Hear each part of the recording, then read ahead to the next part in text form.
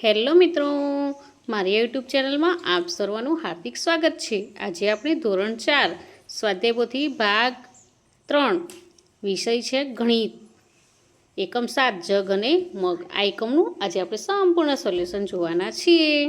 અહીં પ્રશ્ન 1 છે, યોગ્ય વિકલ્પ પસંદ કરી બોક્સમાં લખવાનો છે। તો પહેલામાં એ આવશે, બીજામાં બી, ત્રીજામાં સી, આપણે ત્રીજામાં એ, ચોથામાં સી, પાંચમામાં સી, પછી છઠ્ઠામાં આવશે બી, સાતમામાં બી અને આઠમામાં એ।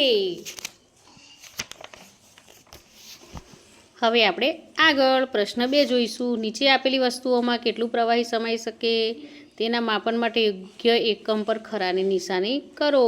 તો પહેલામાં લીટરમાં ખરું કરવાનું છે, બીજામાં લીટરમાં, ત્રીજામાં મિલીલીટર, ચોથામાં વાટકો છે તે મિલીલીટરમાં આવશે, ઇન્જેક્શન છે એ મિલીલીટર, તપેલી લીટરમાં આવશે, બોટલ છે તે લીટરમાં આવશે, અને આ ડબ્બું છે પ્લાસ્ટિકનું તે લીટરમાં આવશે, પછી કોથળી છે તે પણ મિલીલીટરમાં આવશે, અને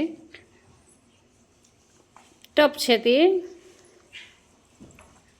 મિલીલીટરમાં આવશે। હવે આગળ પ્રશ્ન 3, 1 લીટર પૂર્ણ કરવા માટે ખાલી જગ્યા પૂર્ણ કરો।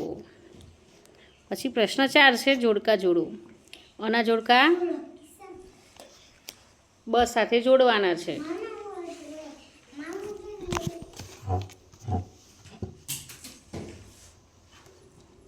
પ્રશ્ન 5, ખાલી જગ્યા પૂરો। પહેલી ખાલી જગ્યામાં 4 આવશે, બીજીમાં 10, ત્રીજીમાં 1500 આવશે અને ચોથીમાં 3000 આવશે।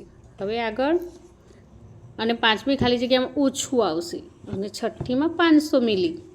હવે પ્રશ્ન 6,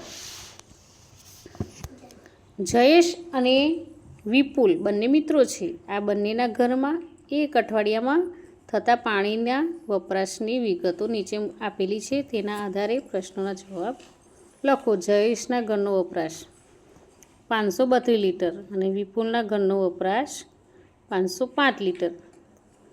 તો જયેશના ઘરમાં વિપુલના ઘર કરતાં સ્નાન કરવા માટે કેટલું પાણી જોઈશે? તો 0.09 લીટર, એટલું ઓછું વપરાય છે।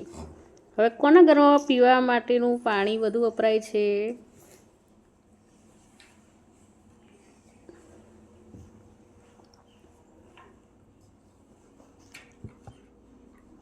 પછી આગળ 3, જયેશના ઘર અને વિપુલના ઘરમાં કપડાં વાસણ ધોવામાં વપરાતા પાણીનો તફાવત કેટલો છે? તો 0.27 એટલે 27 લીટરનો તફાવત છે।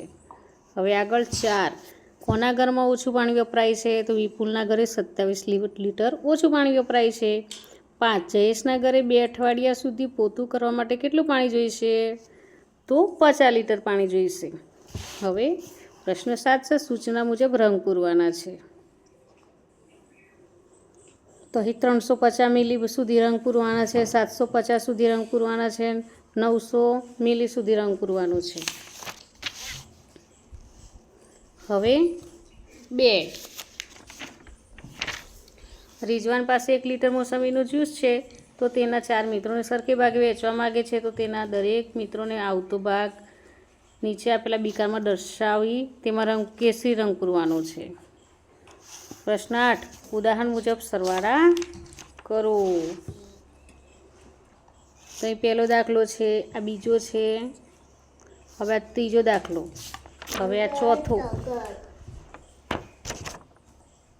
અને હવે આ 5મો દાખલો। હવે પ્રશ્ન 9, ઉદાહરણ મુજબ બાદબાકી કરો। અહીં ઉદાહરણ આપેલું છે, આપણે તે મુજબ બાદબાકી કરવાની છે। તો અહીં પહેલો દાખલો છે આ રીતે, આ બીજો છે, ત્રીજો, ચોથો દાખલો, 5મો, અહીં 5 દાખલા આપેલા છે।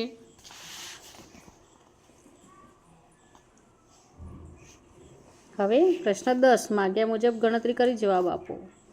અહીં પ્રશ્ન 10માં કુલ ટોટલ 8 દાખલા આપેલા છે, તો આ 4 દાખલાનો જવાબ આ પ્રમાણે છે। હવે આગળ બીજા 4 દાખલા છે આ રીતે।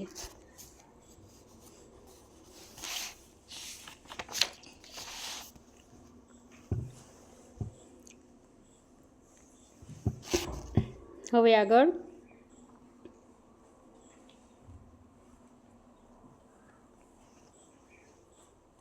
અહીં પ્રવૃત્તિ કરવાની છે. તો મિત્રો અહીં આ એકમનો વિડીયો પૂરો થાય છે. જો તમને આ વિડીયો ગમ્યો હોય તો લાઈક, શેર અને સબસ્ક્રાઈબ ચોક્કસથી કરજો. અને હા, જેને જરૂર હોય તેને શેર પણ કરજો. Bye bye.